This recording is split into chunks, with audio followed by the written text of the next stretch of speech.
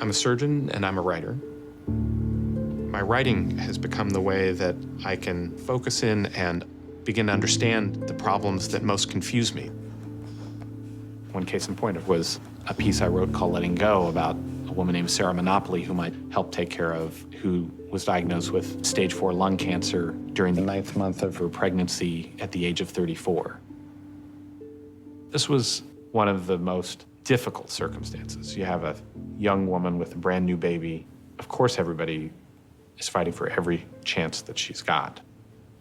She was young, she was enthusiastic, she wants to tackle this. You don't want to be the downer. So you're grasping for a straw that says, well, there's something here that's going to be beneficial. Stage 4 lung cancer, we know it's not curable, but suppose she's the one that somehow gets cured. Maybe she's the one. And so therefore we should do all these things to her. Having any kind of discussion that would begin to say, look, you probably only have a few months to live. What do we do to make the best of that time without giving up on the options that you have? That was a conversation I wasn't ready to have.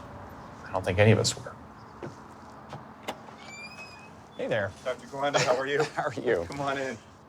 Take me back to when she's pregnant, she's doing great.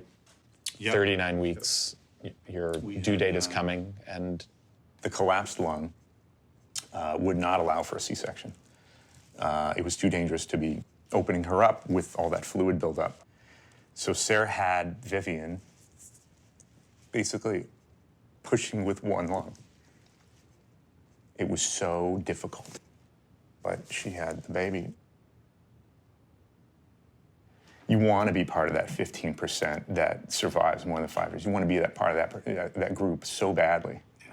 And you say to yourself, why not us? You know, it wasn't about how can we have good days to the end. We didn't focus on that enough. We're trying to stabilize the situation and try to become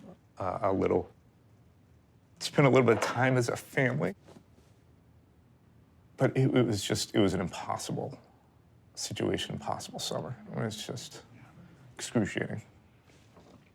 when I came on the scene was when she got diagnosed with a second cancer.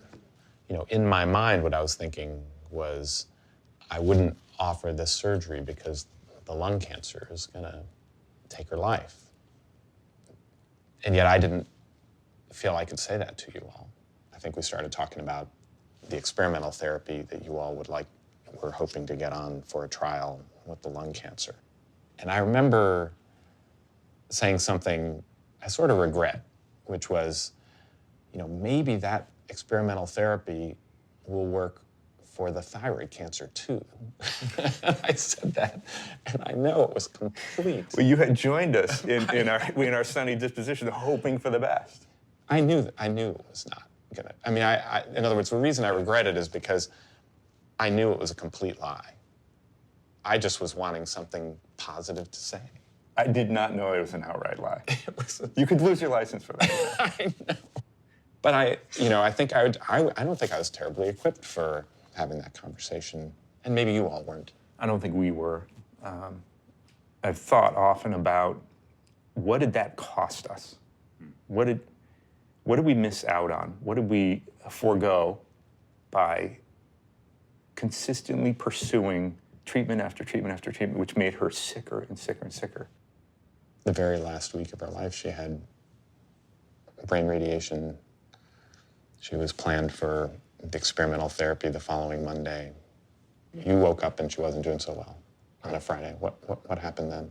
So she woke up and was gasping for air, and I tried to crank the oxygen up. I said, let's max this thing out. Maybe we can get a bigger oxygen machine.